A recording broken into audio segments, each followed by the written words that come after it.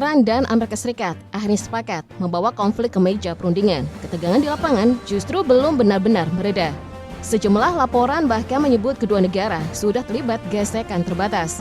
Salah satunya insiden ketika drone milik Iran dilaporkan diserang oleh Angkatan Laut Amerika Serikat. Memang skalanya kecil, tetapi peristiwa itu memberi sinyal bahwa diplomasi keduanya masih sangat rapuh. Di waktu yang sama muncul pula kabar bahwa Iran disebut telah menyempurnakan sistem persenjataan baru yang diklaim mampu menjangkau daratan Amerika Serikat.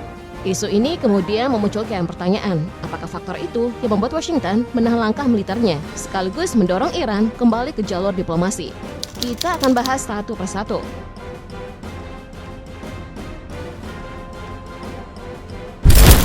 Sampai sekarang, Iran memang belum pernah secara resmi menyatakan bahwa mereka memiliki rudal balistik antar benua atau ICBM. Tidak ada parade militer besar yang memamerkannya. Tidak ada pula uji coba terbuka yang disiarkan ke dunia. Tapi kalau melihat Iran, ada satu pola yang cukup konsisten. Mereka sering menyimpan sesuatu sebelum akhirnya mengejutkan. Isu soal kejutan itu mulai ramai sekitar 2025. Sejumlah laporan media lokal dan kanal militer menyebut sumber di Iran mengklaim negara itu sedang mengembangkan ICBM.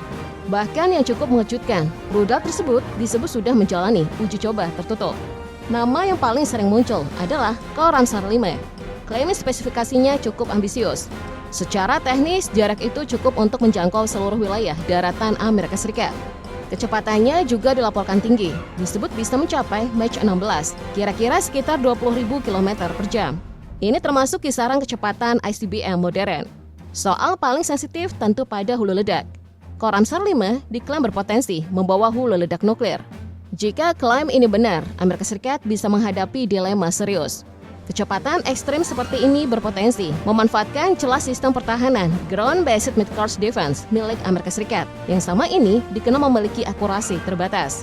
Situasi bisa semakin kompleks jika Iran menggunakan konfigurasi hulu ledak ganda. Radar bisa mengalami saturasi, dan sistem pertahanan berisiko kewalahan menghadapi target yang sangat cepat serta sulit dicegat.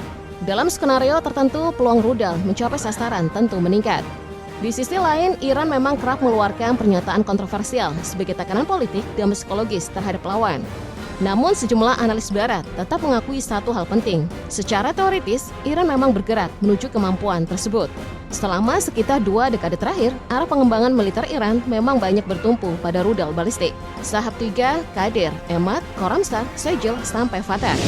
Deretan ini menunjukkan progres yang cukup jelas, mulai dari peralihan bahan bakar cair ke padat, peningkatan presisi, penggunaan sistem 2 tahap, hingga adopsi hulu ledak bermanuver. Yang paling membuat banyak analis waspada justru kemiripan teknologi roket peluncur satelit Iran dengan sistem ICBM. Secara prinsip, roket satelit dan rudal antar benua memang tidak berbeda jauh. Keduanya memerlukan peluncuran bertahap, keluar atmosfer, lalu masuk kembali dengan tingkat akurasi tinggi. Itu sebabnya setiap Iran meluncurkan satelit, sebagian pengamat melihatnya bukan semata program antariksa. Mereka menilainya sebagai bayangan kemampuan ICBM.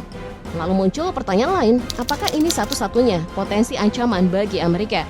Jawabannya belum tentu. Sebab Iran diyakini masih memiliki kartu lain yang belum sepenuhnya dibuka.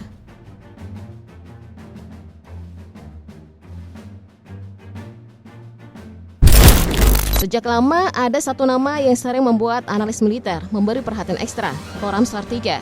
Secara resmi, rudal ini dikenal sebagai penjaga stabilitas kawasan dengan jangkauan yang dibatasi sekitar 2.000 km. Dalam berbagai forum internasional hingga awal 2026, Iran terus menekankan bahwa batas tersebut adalah bentuk itikat baik, terutama di tengah tekanan sanksi ekonomi yang cukup berat. Namun di balik angka itu, ada gambaran kemampuan teknologi yang dinilai lebih ambisius. Khorramshahr 3 bukan sekedar rudal taktis biasa, ia sering digambarkan sebagai raksasa yang masih tertidur.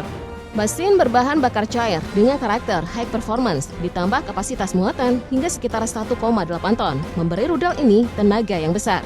Secara hitungan teknis, batas 2.000 km itu diyakini bukan karena keterbatasan mesin, melainkan akibat hulu ledak yang sengaja dibuat berat. Jika bobot hulu ledak dikurangi atau sistemnya diubah menjadi konfigurasi multi-tahap, sesuatu yang pernah diperlihatkan Iran lewat program peluncuran satelit, maka batas jarak tersebut bisa berubah. Secara teknis, fondasinya sudah ada. Khorramshahr 3 berpotensi berkembang lebih jauh. Khorramshahr 4 kemudian muncul. Dari luar, bentuknya nyaris tak berubah. Namun kalau Khorramshahr 3 menonjol lewat daya angkutnya. Versi keempat ini menonjol lewat kecepatan respon. Rudal ini diklaim bisa berada dalam posisi siap tembak hanya dalam 12 menit, sebuah standar yang penting untuk senjata strategis modern. Secara teknis, kombinasi kemampuan Khorramshahr 3 dan Khorramshahr 4 saja sudah cukup untuk menutup radius yang menyentuh pangkalan udara Amerika Serikat di Timur Tengah, Eropa, sampai Afrika. Tapi pertanyaan kuncinya begini, apakah kapasitas Iran berhenti di situ?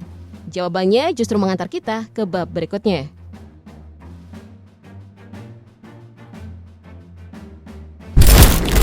Namanya KM-100. Di narasi resmi Iran, ini adalah wahana peluncur antariksa untuk membawa satelit ke orbit, misi damai, misi ilmiah.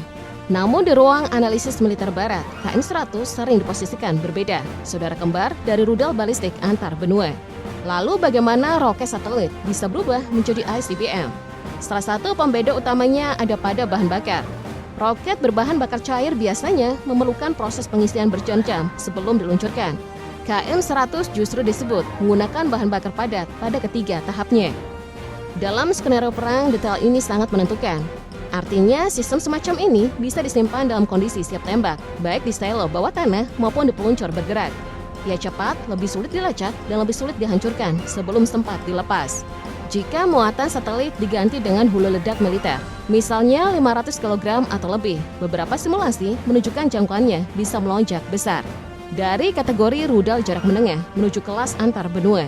Sejumlah analis bahkan memperkirakan arsitektur KM dapat dikembangkan untuk mencapai 5.500 hingga 10.000 km. Angka yang secara teknis sudah masuk wilayah ICBM.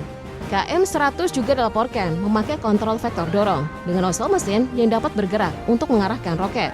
Teknologi ini krusial agar muatan bisa dibawa keluar atmosfer dengan presisi tinggi. Jika dikombinasikan dengan sistem navigasi inersia atau satelit canggih, teknologi untuk menempatkan satelit di orbit sebenarnya juga bisa dipakai mengarahkan hulu ledak ke benua lain. Prinsip dasarnya sama, hanya tujuan akhirnya yang berbeda. Masalah terakhir tinggal kendaraan re-entry. Satelit tidak perlu kembali ke bumi. ICBM harus menempuh atmosfer lagi dengan kecepatan hipersonik tanpa hancur oleh panas ekstrem. Uji publik KM-100 sejauh ini memang masih fokus ke atas, bukan ke fase turun. Yang membuat Pentagon semakin waspada. Satu detail lain, secara teknis, KM-100 disebut memiliki kemiripan dengan LGM-35A Sentinel, ICBM nuklir terbaru Amerika Serikat. 3 tahap bahan bakar padat, material komposit serat karbon, arsitektur modern. Semua ini bukan ancaman kosong, ini lebih seperti peringatan diam. Dan jika semua kepingan ini disatukan, pertanyaannya bukan lagi apakah Iran mampu, melainkan apa yang terjadi jika krisis benar-benar pecah.